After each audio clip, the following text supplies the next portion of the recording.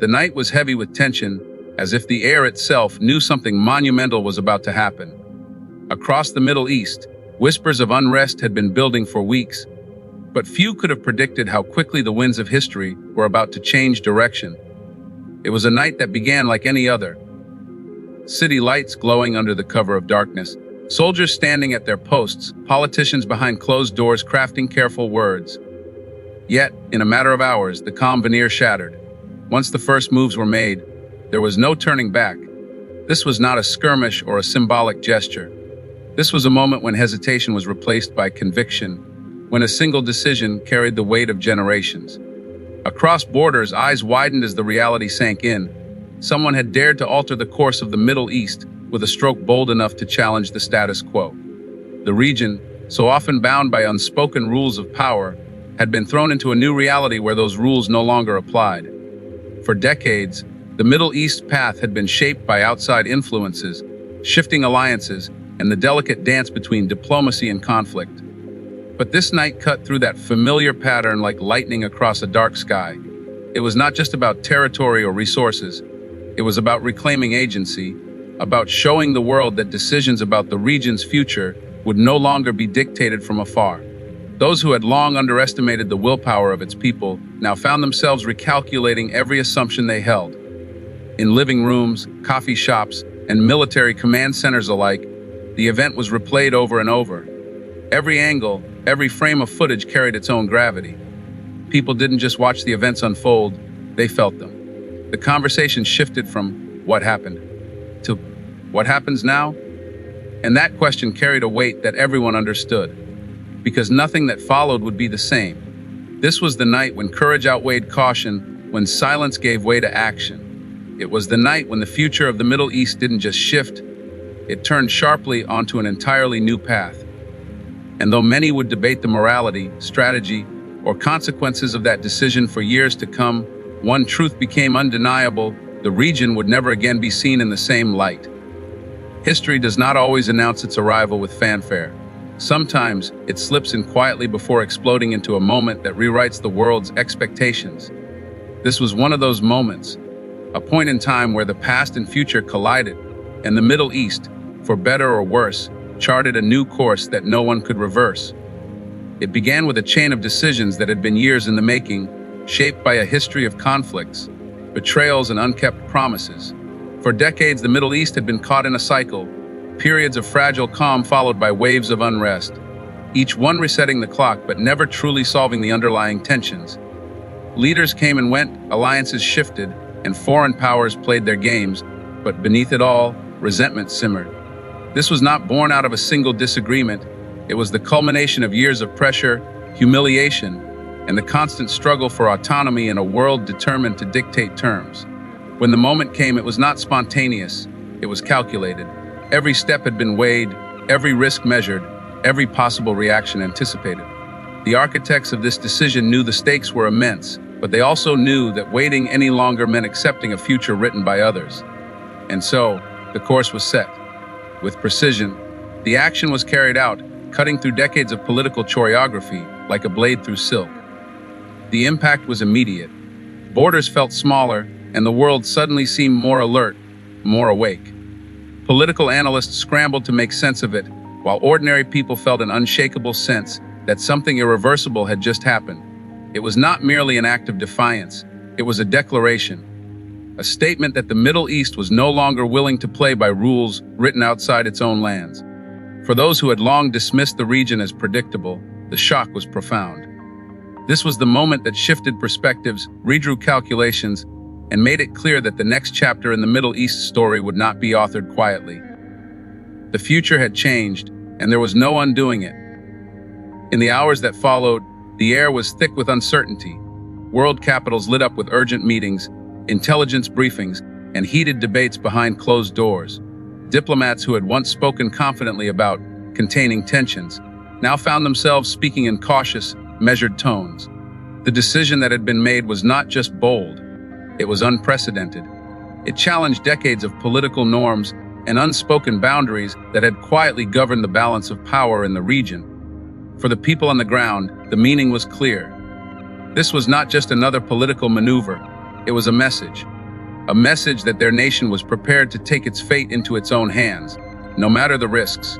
Crowds gathered in the streets, some in celebration, others in anxious silence, knowing the days ahead would be unpredictable. But even those who feared the consequences could not deny the shift in atmosphere. The feeling of subjugation, of always being a step behind, had been replaced with something new: agency. On the global stage, the ripple effects were immediate. Allies hesitated, adversaries recalculated, and neutral states reconsidered their positions. What had once seemed like a stable, if uneasy, balance was suddenly in flux. And as the hours turned into days, one reality became clear: this was not an event that could be brushed aside or quietly negotiated away. It was a turning point that signaled to the world that the Middle East's future would be determined not by outside pressures, but by the will of its own people. The boldness of the move ensured that, from this night forward, the region's voice would carry more weight, and those who had underestimated it would now have to listen. The old rules were gone, and a new chapter had begun.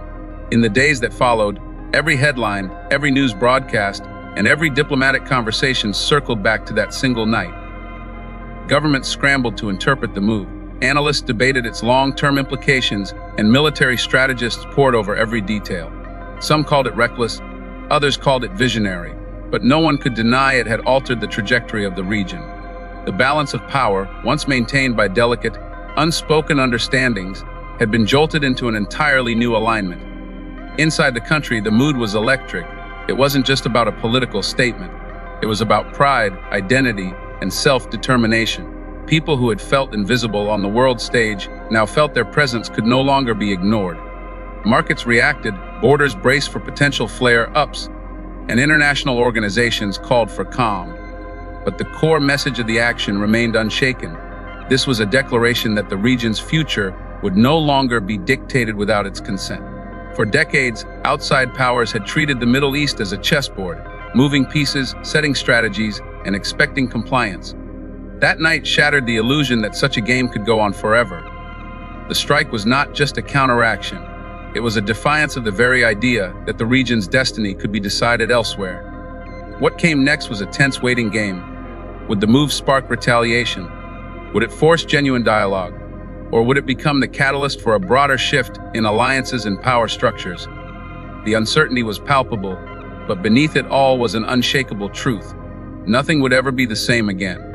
The night had redefined the rules, and whether the world liked it or not, the Middle East had claimed its seat at the table where its fate would be decided. In the weeks that followed, the ripple effects of that night spread far beyond the immediate conflict. Allies and adversaries alike were forced to reassess their positions, recalculating strategies they had taken for granted for decades.